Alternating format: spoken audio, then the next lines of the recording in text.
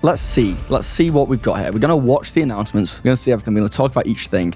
Because what scared me was in the reveal about Brennan, Travis kept calling him a DM, not a GM, which I know is such a small thing and like it might have just been like a slip, but you don't have DMs in Daggerheart. You have GMs. Okay. All right, this is the big announcement that I'm sure you all know about. Hey, Matthew, can you tell us about Campaign 4? Oh yeah, we've got the trailer. So there's nothing too exciting about this trailer except the date, I guess.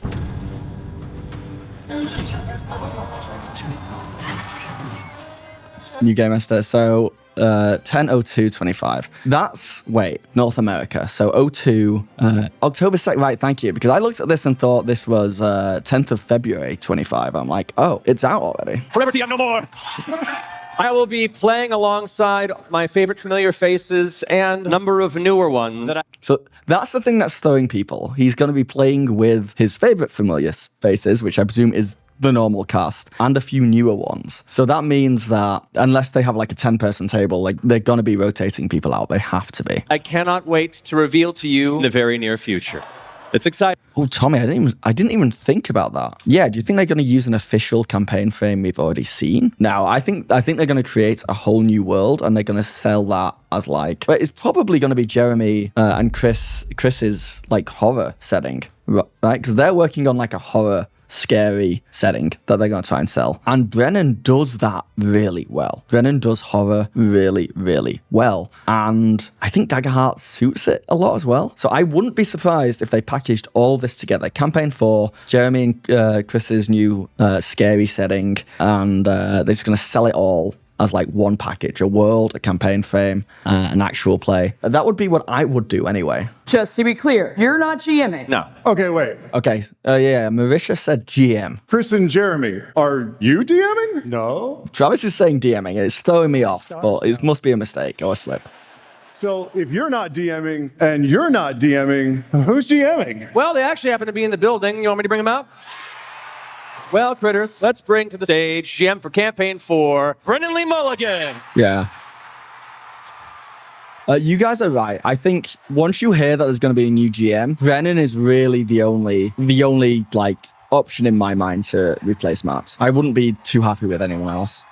I can imagine that they've been winging this whole time. Like these announcements we're hearing, like they've been big plans. I think Daggerheart was a massive success and they've probably just been like, okay, let's go down that route. We rolled with hope. Now we got to just keep going down that route. And everything we're seeing now has like happened really, really quickly. Imagine it's Murph. Okay, Murph I would be happy with too.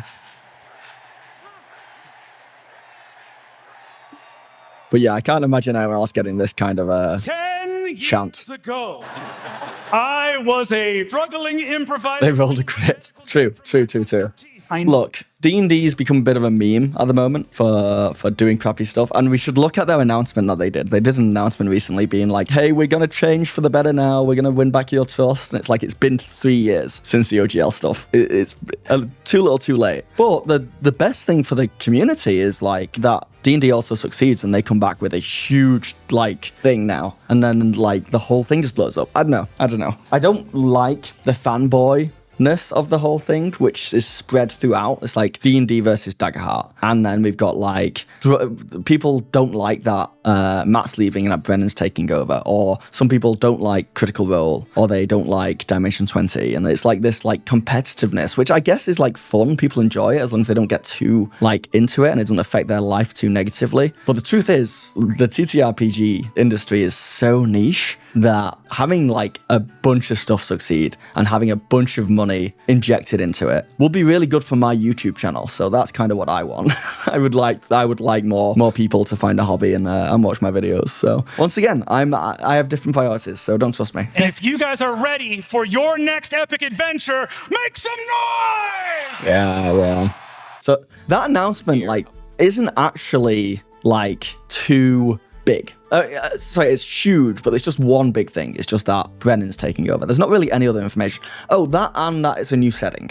And when I see people getting like upset or like scared about this whole thing, I think the only real critique that people can have or people can be worried about is the new setting. I saw someone say it was a tweet that was saying that they were disappointed because they were really excited to see where Exandria went next. And I think that's fair because these campaigns last for years. So if you were a big Exandria fan, and even though Matt said he's still going to be playing some games in Exandria, the idea of not getting that big, chunky Exandrian campaign, I think that's you can be sad about that. But that's really the only thing. I don't think you can be that upset about anything else yet. We don't know who's leaving. We don't know if anyone is leaving. We don't know what the world will be like. It's probably going to be good. I trust Brennan. So it should be interesting. Hasbro are scrambling to get back on top, but they have lost for now at least. Yeah. The downside is for me that I really liked the new core rulebooks. I really liked those new core rulebooks. And I was like, they've done it. And then they just released the most lackluster Dragons book after them. And I was like, well, what can you do? What can you do? So we have here Matt on Twitter. Follow me on Twitter, by the way. Bonus action. Looking very teared up, saying, man, what a damn night. What a damn Gen Con. Mind the groggy morning after pick. I cannot express how excited I am for Campaign 4. Y'all, getting to meaningfully play at the table as a PC alongside all my friends is something I've been wanting to do for some time, but to hand the reins to someone I so deeply love and respect as Brennan Lee Mulligan is an honor. So this is huge, and when I saw this changed everything. I was like, yeah, give Matt a break. Let the man play the game. I know this is a shake-up for him, but if you've ever trusted me, trust that what we've been cooking for this next story with him and the players is something truly special, unique, and very befitting the vibe and scope you've come to enjoy with us these past 10 years. Lots of details and reveals over the weeks to come, and excited to unveil the newer faces that joined the OG cast to bring this new world to life. So this is kind of join the OG cast. So I presume we're going to have some mainstays. Nostalgia, thank you for the follow. I'm still going to be running games, don't you worry. Exandria continues through our live shows, our animated series, many other stories, including your own, and whenever else the inspiration strikes to step back into my world that I'll be building and playing in until the end of my days. We also got more Age of Umbra to come and other fun things I'll be running, so I ain't hanging up my GM screen anytime soon. All in all, love you all, and so excited for this next chapter. I hope you come along with us. Yeah, so the interesting thing about this to me is that there's this big argument right now about whether it will be Daggerheart or D&D, and we don't know. And I've heard arguments from both sides that make sense, even though the people saying them are jerks. I've heard people be like, of course they're going to play Daggerheart. Gonna play Daggerheart? Are you insane? Daggerheart's done really well, and are they gonna advertise another game system for the next year when they could be advertising their own? And I think that's true, and that's why I think they will choose Daggerheart. But then I've heard other people say D&D is still I'm locked in to Daggerheart, and I'm in kind of an echo chamber. But Daggerheart is only a success in this TTRP industry niche. D&D is a household name, and I'm not sure how long it will take Daggerheart to get to that point. So it might be smarter to play D&D for one last campaign. And bringing Brennan on board and distancing Matt from it means that Matt doesn't have to play a system that isn't his own, right? So that's why I was scared. Are they bringing Brennan on to kind of put a cushion between playing D&D or not? And then when he says stuff the more Age of Umbra to come, I'm like, okay, so they're still going to be playing Daggerheart in Age of Umbra and all these side things. They could do both. They could. I don't think they do. I hope they really don't. But there is an argument on both sides. If they came out and said, we're doing D&D for Campaign 4, but then we're switching to Daggerheart after that, I think they could get away with it. What do you guys think? My money's on Daggerheart. We should do a bet. Should a vote. Could they run D&D on Thursdays and Daggerheart on Tuesdays? They could. A lot of work. There is a chance that they don't know yet. There's a chance that Brennan is just there being okay, on the night, I'll find out what I'm running. I'm personally super excited to see Mercer as a player character for a whole campaign. Me too. I saw a great tweet that was do you think we're going to see Matt and Marisha have a romance? I'm yes, I would love to see them have a romance. They'll just lose a lot of the audience if they go only Daggerheart. It won't happen. I don't know about that. Age of Umbra was Daggerheart, and it did incredibly well. Did you guys watch that, by the way? I was trying to figure out watching what I prefer, and I figured for me anyway, and you guys can tell me if it's the same with you or if I'm wrong. When it comes to like the role-playing aspects and the story stuff, it's just like Matt narrating and the players like interacting with each other and having fun. I don't think the system matters. Nothing's happening. They're not rolling dice really. They're not doing anything. It's just them improvising. So I enjoy both that in Age of Umber and like the main campaign, D&D and Daggerheart equally. But then I found, for me personally, I like seeing them roll, and you simply roll less. There's less rolling in Daggerheart. So in Age of Umber, I found me not getting that hit as much. Like when they play D&D, it's like I like seeing them roll for small things, fun things, to see how they react and stuff. So I do prefer watching them play D&D for those small things, but they're few and far between. However, I found, and you guys can tell me if I'm wrong here, I found watching combat in Daggerheart in Age of Umber to be so much better. I really enjoyed, and now it's different because they were playing a deadly game, and that definitely helped. I really wanted to see them die. I really wanted to see people go down and like do the death save rolls. But also the death moves themselves are more fun because they're more impactful than doing death saves in D&D. And it was faster. Players were going faster, and the combat was faster. So like I preferred combat. So it's interesting. Let's have a look at the views on it. But I am aware that it probably just did well because people were just interested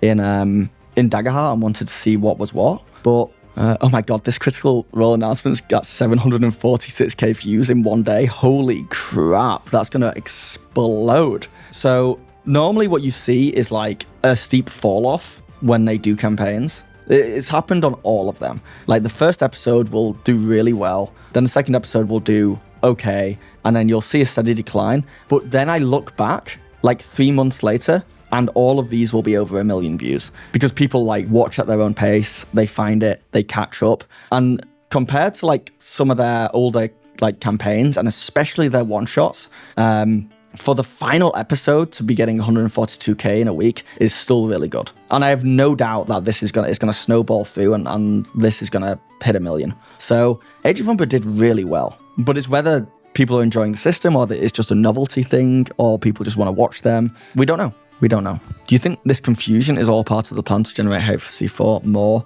than the eventual reveal that they do in fact go with Daggerheart? Look, I have talked to their PR company. Like when I did interviews with them, their PR company is very good at what they do. And I was really impressed with them. And watching how they've handled the Daggerheart release and all these announcements, like getting Jeremy and Chris Perkins, like releasing the stuff with the Void, the card editor, all the Daggerheart stuff, and also the news about Mighty 9 TV show, and now this Campaign 4 stuff, it's very clear that they are on a release schedule, that they're releasing a big piece of news every 2 weeks. And it's working. It works because they can keep the hype going for longer. It's very smart. There's nothing wrong with it. So I think they are holding on to information on purpose so that they have something to talk about in 2 weeks and in 2 weeks after that. So they can keep this feed. Because every time they do this, look, 746k views. So they could release all that information in this one video, but instead it's better to spread it out. It just is way better to spread it out. It just makes sense. So yeah, I've no doubt they know all this. They've had it all planned. They know what's going on. They're just like drip feeding it. Will someone from that crew leave or play less? Who knows? If we were making predictions, I think it's going to start with 8 players, the original 8 Critical Role crew, including Matt, with Brennan as a DM. And then I think after 2 months, they will rotate someone out, which they did in Campaign 3. In Campaign 3, they replaced the entire cast for like weeks. and then brought them all back. So it's not unheard of. I don't think they're going to be doing anything too crazy. I've heard that. I heard someone talk about Robbie is now full-time over there, but I've not seen any. I don't know if there's any link to that or any actual source. Here's some tweets I saw of just like note about all the announcements. I beg you, Critical Role people, please do not make shorter episodes and don't have edited camera shots of one person. I need to see all their faces at the same time. Please, I'm begging, give me that. Yeah, I've seen this a few times. I mentioned it before. People think that Brennan coming onto GM means that he's going to change the direction of the show. I don't think that's going to happen. I don't think he's got that much control. So we don't have to worry about that. Lauren Walsh, who I follow, who's always been like a huge Critical Role person, says, I'm hyped as hell for Brennan to be the new DM. I hate to say this though, if the campaign is Daggerheart over D&D, I probably won't watch it. Nothing against the new system, but that would feel like way too much change too quickly and a little corporate pushy. You know what I mean? Now, this is something I didn't really think about, but I see it. The change thing, I personally am fine with. I think when people think about like, oh, they're changing to Daggerheart so they can make more money. Yeah, I do think a lot of the decisions they're making are as a business as well as like a fandom group, but I think it's smart. I think it's fine. I'm learning now more than ever that people can just be very change-averse, and they don't even realize that they're change-averse. They just don't like something on principle, but it's because it's change. And it's like subconsciously they don't like it. They are changing a lot. Things are changing. So I kind of get some of that, but it's fine. This person says, I really feel this. As someone who loves the medium of live play, a serious long form from Brennan game with Matt as a player, exciting. But a new DM, new cast, new world, and new system, that's really not Critical Role anymore, is it? I don't know. I have mixed feelings, but I'm willing to try. What I do find interesting is that they're calling this campaign 4, because they could have gone a different route, and they could have just took a break from Exandria and said, we're starting in a new world with a campaign 1 of another series set in another world. And then they could return to Exandria in 2 years' time with campaign 4 there. And I think if they'd done that, it would have sucked for people who had to wait longer, but it would have made it like an easier pill to swallow for people who really loved that world. Like seeing it being called campaign 4 makes it feel like it's almost being replaced. But this is all just, language and what people are taking from it. There is entitlement. There is entitlement for sure. But it's something they've had for 10 years. And a lot of these people have had a really strong relationship with them. And it's helped a lot of that. I've seen some like really sad stories where Critical Role has helped people through some really hard time in life. And it's become habitual. Every Thursday we watch Critical Role and we get the same thing every week. So I get for some people why it's going to be difficult. This, in a weird way, I get it. This is like, it's like they're cancelling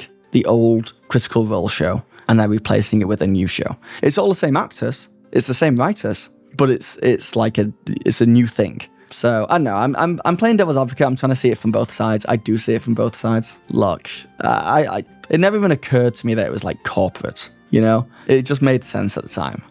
I think it's because I came into Critical Role like later, and I've always seen them as a business. To me, they're a multi-wing production company that for the past couple of years have been making TV shows, books, comics, actual play, live events.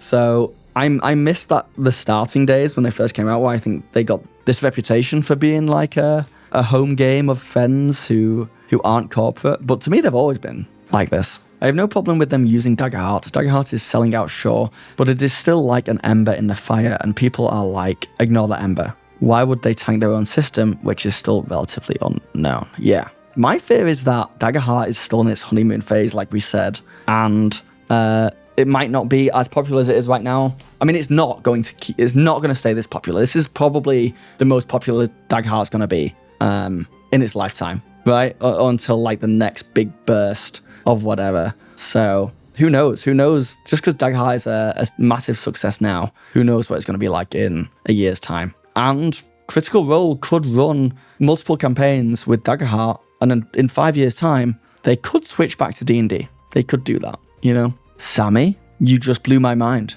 Yes. Oh my God. The multiverse. Brennan Lee Mulligan comes in. He creates... Also, this was the poll I did. About how hyped you are. Brennan Lee Mulligan comes in. He creates his own world set in the Critical Role multiverse. And then those characters find a portal or a device that teleports them to Exandria. Boom. They're playing Daggerheart in Exandria. Oh, what's that? The portal goes to other places? Boom, they went through a portal. They're in the Halcyon domain. Oh no, now we're fully in Daggerheart campaign frames. Tied all together. The CRCU. Yeah, genuinely, I don't know if that's true. It's probably a reach, but that is making me very excited and would make sense because then they get to tie everything together under one roof. And they could make animated shows set in all these worlds and have characters come in from all the other ones. Dude. But yeah, he got out. It's like a curse where you have to find someone who agrees to replace you. And once you do, you can just escape. So you got to trick people into thinking that GMing is fun and then get them in. It's like Shazam. If we're talking Daggerheart, I got the last copy in the city. Congratulations. It is crazy how sold out it is. The thing is, I would love to know how many copies were on shelves. I spoke to one of my local game stores and they said they ordered a lot, but I don't know what that means. I don't, like, how many people have a copy of Daggerheart out there? Now, in total transparency, I have 2. I have the special edition, which I don't want to use, and I managed to buy the actual book as well on Amazon, but that was a while ago now. Brennan's the only DM that could have been announced that doesn't kill the show for most people, so I'm glad it's him. Definitely worried about which original cast won't be playing, though. Oh, yeah, so I was looking at this. I think all the cast are going to be playing. They've always had 7 players on an 8-player table, so they could get them all in there. And I think what they'll do is, like they did with Campaign 3, they're going to be switching some people out sometimes to give people a break. I really don't know if anyone's going to be missing, but we'll see. I think it'll be more like a revolving door of, like, occasionally 1 or 2 people will be swapped out. I hope they leave D&D. I hope they leave D&D, but I'm a weird person because I'm making content about it, and it would be nice if they left D&D so that I could make a ton of Daggerheart content without as much competition, because there's like 50 years of D&D content that already exists. So don't trust me. Like, I'm in a different boat. I'm making money from this, right? But yeah, for me, I would love I'm playing Daggerheart right now in my home game. It's new, it's fresh, it's exciting, and it would be better for me content creation-wise as well.